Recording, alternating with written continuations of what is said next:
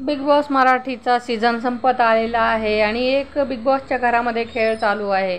तर त्या खेळामध्ये एक पदार्थाचं नाव दिलेलं आहे आणि ते पदार्थाचं नाव एका सदस्याच्या डोक्यावर त्याची बोर्ड पाठी ठेवलेली आहे आणि दुसरा जो जोडीदार सदस्य असतो तो त्याचा म्हणजे कसा आहे त्याचं वर्णन करून सांगत असतो आणि ज्याच्या डोक्यावर आहे तो त्याचं नाव सांगायचं असतो.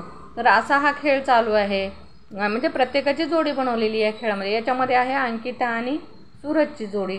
सूरजला अंकिता समजून सांगते, कारण त्याच्या डोक्यावर जे लिहिलेलं असते सुतारफणी लिहिलेलं असते ते ती सांगते की जत्रेत भेटतं वगैरे असं. तर त्यानं म्हणते की असा पदार्थ आमच्या जत्रेत नसतो. तर ती म्हणते दुसरे ते जे आलेले असतात बाहेरून त्यांनी सांगतात की विग्रह करून सांगा म्हणजे समजेल. मग ती म्हणते एक पक्षी असतो लाकडावर टणटण असा आवाज करतो. मग तो म्हणतो सुतार पक्षी.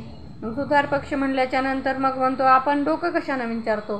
तो कंगव्यानं म्हणतो. मग त्या कंगव्यानं म्हटल्यावर DP दादा काय सांगतात ते उवा काढायसाठी वापरतात ना ते उवा कशानं विचारतात. मग तो म्हणतो फणीनं.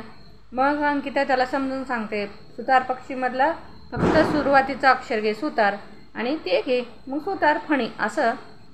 सुतार पक्षी ओळखण्यासाठी अंकितानं कोणती पद्धत वापरली आणि ती तुम्हाला कशी वाटली ते कमेंटमध्ये सांगा.